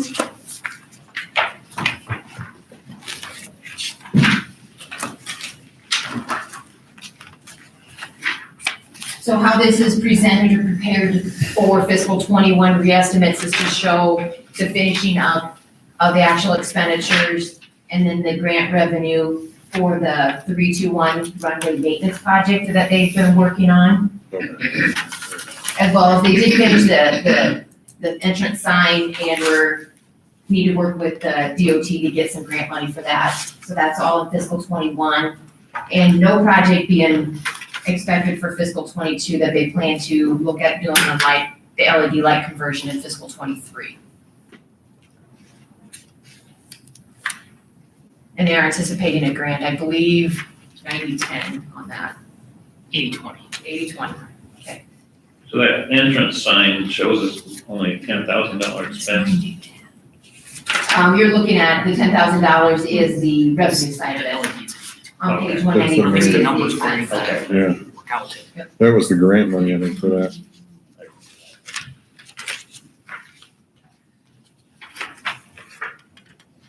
Yeah, that project, the sign project has been completely paid for, it's Good. done. We just need to get the money. And, the LED project, which, we were looking actually to have it in the fiscal '22 budget. And it is a fiscal '23 item. It's a big project. I mean, it's a $545,000 project. It's an 80/20, so our share is a little over $100,000. And that's part of the LED project. So, there's some capital expenses that we'd be looking at for the airport coming up.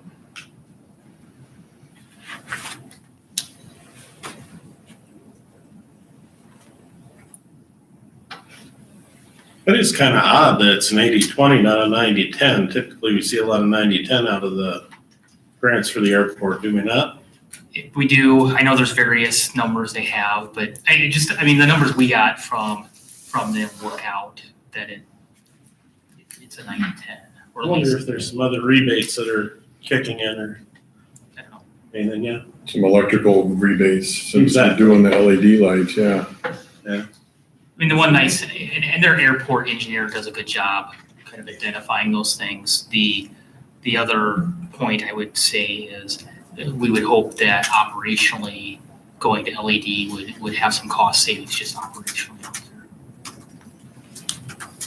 Need someone standing out there with a fire Okay. A fire stick. stick. We'll give you a torch, Mr. Mayor. Yeah. Volunteer for that. You watched it on there one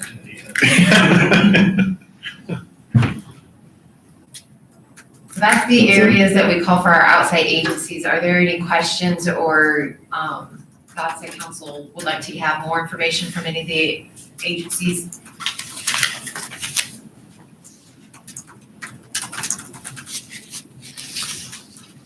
Well, since they didn't, I guess, on my perspective, they didn't really ask. I guess if they ask for an increase, I guess I'd like a reason why, but since nobody did this time. Guess you could still look for a reason why they didn't ask, so. Okay, I think it's nice to see that they probably realize that things aren't so easy right now to increase, so. Good, good for them. so since we went late Monday night, we got more on Wednesday. Probably won't be too much longer and we'll be completing. So thanks for everyone coming, and are there any other questions or anything, anybody else want anything to say? Going once, going twice, otherwise I'll look for a motion to adjourn. I'll make a motion to adjourn. Second. There's a motion and a second, we'll go ahead and vote, please. Bates? Yes. Jerks? Yes. Fleshner? Yes. Haley? Yes. Cox? Yes. Seaman? Yes. We are adjourned. Thank you.